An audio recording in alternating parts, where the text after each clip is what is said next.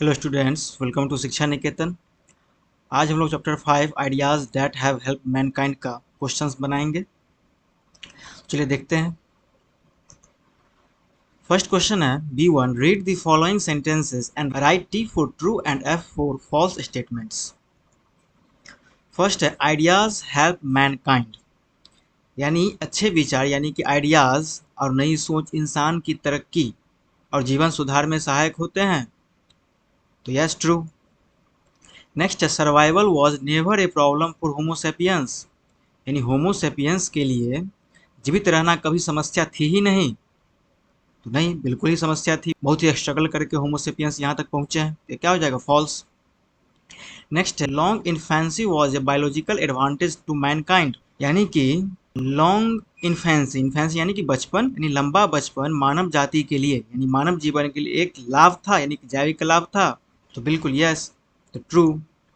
Next है man's earliest technical skill was devoted to increasing their population, यानी कि इंसान का सबसे पहला तकनीकी कौशल यानी कि टेक्निकल स्किल उनकी जनसंख्या यानी पॉपुलेशन बढ़ाने के लिए है या फिर केंद्रित है। तो false. Congenital skill play a more important role than the acquired skill, यानी कि इंसान के अंदर जो जन्म से मिले हुए गुण हैं वे सीखी हुई चीज़ों से ज़्यादा अहम माने जाते हैं, यानी ज़्यादा एडवांटेज होते हैं।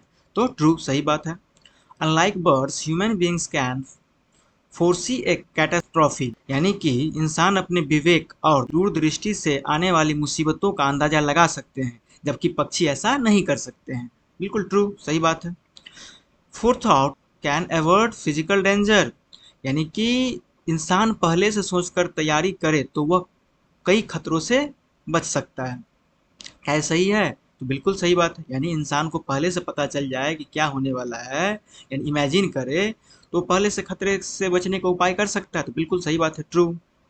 नेक्स्ट है the intelligent qualities account for the glory of man, यानी कि इंसान का सम्मान और गौरव उसकी बुद्धि और समझदारी के कारण है। तो बिल्कुल सही, ट्रू है। In a secure future there are neither worries nor lack of joy, यानी अगर भविष्य सुरक्षित हो, निश्चिंत होकर खुशी से जीवन व्यतीत कर सकता है। तो सही बात है, बिल्कुल सही, ट्रू। अब नेक्स्ट है टू का first, read the following sentences and write T for true and F for false statement. तो फर्स्ट है utilization of fire was a milestone in human progress, यानी जो आग का खोज था, आग का जो खोज हुआ तो क्या वो ह्यूमन प्रोग्रेस में बहुत ही माइलस्टोन मील का पत्थर कहते हैं ना, बहुत ही प्रोग्रेसिव साबित हुआ। तो बिल्कुल सही, ट्रू। नेक्स्ट है the fire was use only for cooking, यानी पहले के समय में खाना पकाने के लिए ही सिर्फ फायर का यूज किया जाता था। तो बिल्कुल नहीं, और भी चीज़ों के लिए यूज किया जाता, तो फॉल्स हो जाएगा ये। Domestication of animals had nothing to do with religion, जानवरों को पालतू बनाने का धर्म से कोई संबंध नहीं था। तो नहीं, धर्म से संबंध था, बिल्कुल से। तो क्या हो जाएगा? फॉल्स हो जाएगा। Our earliest form of writing was pictorial, यानी जो हमारी सबसे शुरुआती जो लिखते थे, हम लोग राइटिंग करते थे, तो क्या वो चित्रों के रूप में लिखते थे? तो बिल्कुल सही, हाँ, चित्र के रूप में ही लिखते थे, true. The invention of agriculture was less important then the domestication of animal, यानी कृषि का जो एग्रीकल्चर था, कृषि का आविष्कार जानवरों को पालतू बनाने से कम महत्वपूर्ण था। तो फॉल्स, बिल्कुल नहीं, दोनों महत्वपूर्ण थे। In the course of time we have progressed, यानी कि समय के साथ साथ हमने प्रगति की है, प्रोग्रेस की है। तो बिल्कुल सही, ट्रू हो जाएगा इसका आंसर। अब लोग सब्जेक्टिव क्वेश्चन बनाएंगे, क्वेश्चन आंसर। तो answer the following question briefly. तो फर्स्ट क्वेश्चन है has civilization taught us to more friendly towards one another, यानी कि सिविलाइजेशन हमें एक दूसरे के प्रति ज़्यादा फ्रेंडली, ज़्यादा मिलनसार बनने को सिखाता है। यस, हाँ, civilization has taught us to be more friendly towards one another. Birds do not treat their elder as human beings due to their elders providing an old age pension, यानी कि पक्षी अपने बुजुर्गों के साथ वैसा व्यवहार नहीं करते जैसा मनुष्य करता है। मनुष्य अपने बुजुर्गों को आदर देता है और उनके लिए पेंशन जैसी सुविधाएं भी प्रदान करता है। नेक्स्ट क्वेश्चन है what is our attitude towards those outside our herd, यानी दूसरों के प्रति हमारा जो एटीट्यूड होता है वो कैसा होता है। तो our attitude towards those outside our herd in spite of all that has been done by moralists and religious teachers. Our emotions are as voracious as those of any animal, and our intelligence enables us to give them a scope which is denied to even the most savage beast. यानी कि हमारा रवैया जो होता है, हमारा attitude जो होता है, उन लोगों के प्रति जो हमारे समूह यानी हमसे बाहर होते, आउटसाइडर होते हैं, नैतिक शिक्षकों और धार्मिक उपदेशकों द्वारा किए गए सभी प्रयासों के बावजूद जानवरों जितना ही उग्र रहता है। यानी कि हम इतना सिविलाइज्ड होने के बाद भी हम जो आउटसाइडर होता है उनके साथ जानवरों के जैसा व्यवहार करते हैं, और हमारी बुद्धि हमें ऐसा अवसर देती है कि हम अपनी इस उग्रता को उस स्तर तक पहुंचा सकें जहां तक हमसे सबसे हिंसक जानवर भी नहीं पहुंच पाते। और हमारा बुद्धि कभी कभी ऐसा हो जाता है कि जैसा सलूक हम जानवर के साथ नहीं करते हैं, उससे ज़्यादा हम लोग कभी कभी इंसानों के साथ कर देते हैं जो आउटसाइडर होते हैं। नेक्स्ट है, what are the two broad categories of ideas that have helped mankind. यानी दो कैटेगरी में जो बर्ट्रैंड रसेल ने जो बांटा था आइडियाज को, वो कौन कौन से हैं? The two broad categories of ideas that have helped mankind are those that contribute to knowledge and technique. First जो था वो कंट्रीब्यूट करता है, वो था नॉलेज एंड टेक्निक का। And those that are concern with moral and political, यानी first था knowledge and technique, second moral and political. Next question है, did language play a role in human development. क्या language human development के progress यानी मानव के विकास में सहायता प्रदान करता है? बिल्कुल सही, yes, language played a prominent role in human development. यानी लैंग्वेज मानव विकास में एक बहुत ही मानव के विकास में बहुत ज़्यादा बड़ा रोल निभाता है। At what stage language began is not known, but we may be pretty certain that it began very gradually. यानी भाषा की शुरुआत किस चरण में हुई यह ज्ञात नहीं है, लेकिन यानी कब शुरू हुई ये पता तो नहीं है, लेकिन हम इस बात को लेकर पूरी तरह आश्वस्त हैं, यानी कन्फिडेंट हो सकते हैं कि इसकी शुरुआत बहुत धीरे से हुई थी, मतलब अचानक से नहीं हुई।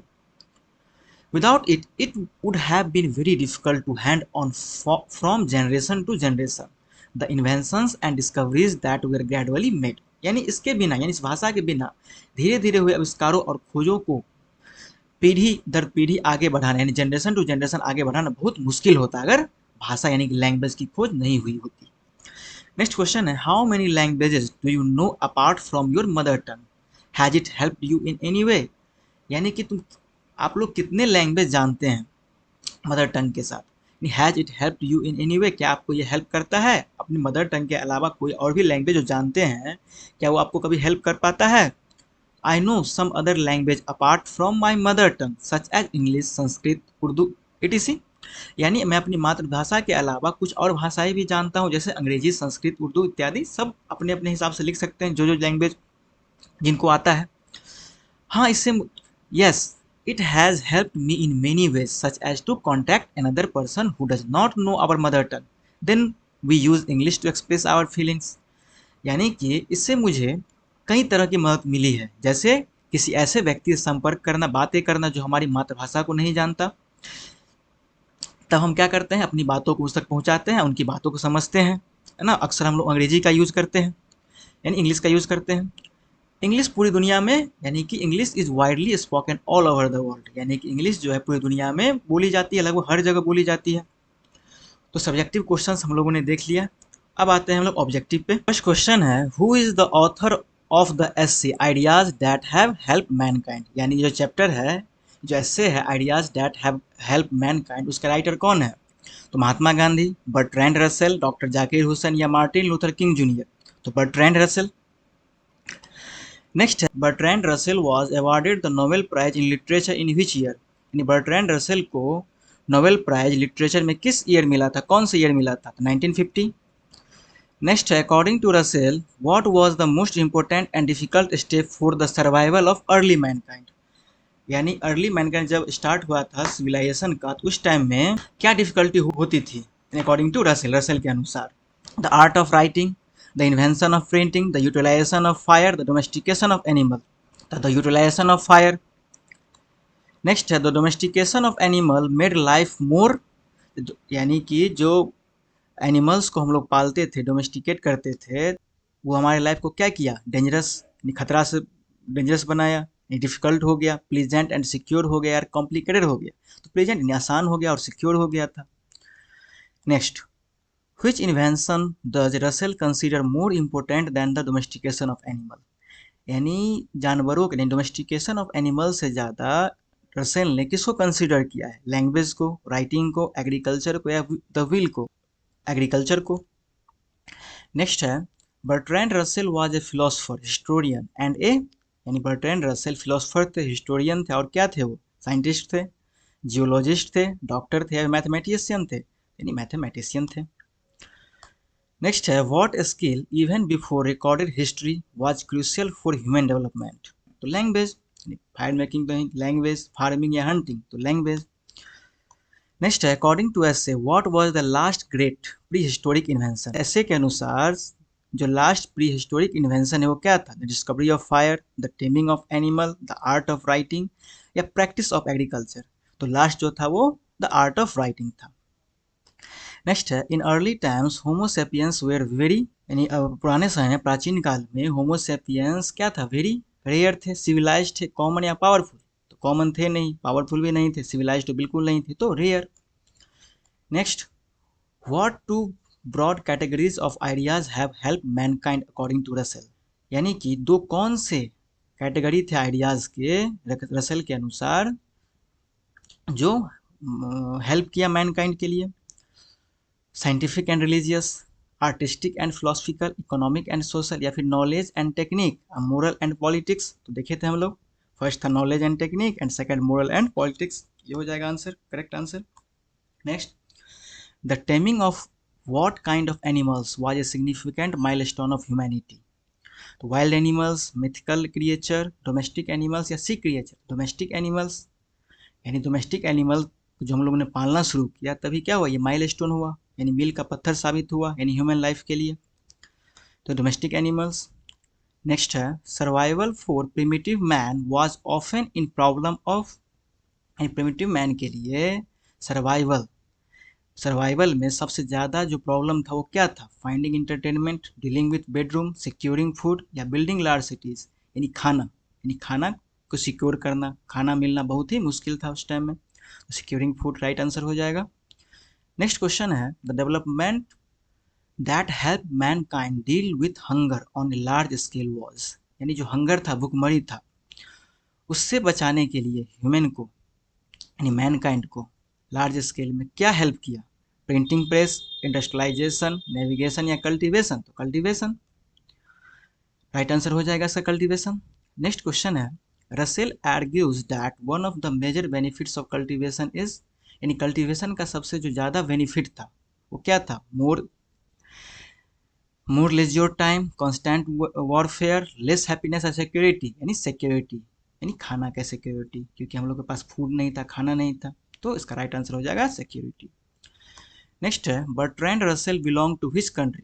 बर्ट्रैंड रसेल किस कंट्री से बिलोंग करते थे? किस कंट्री के थे? अमेरिका, जर्मनी, फ्रांस या ब्रिटेन? तो ब्रिटेन से।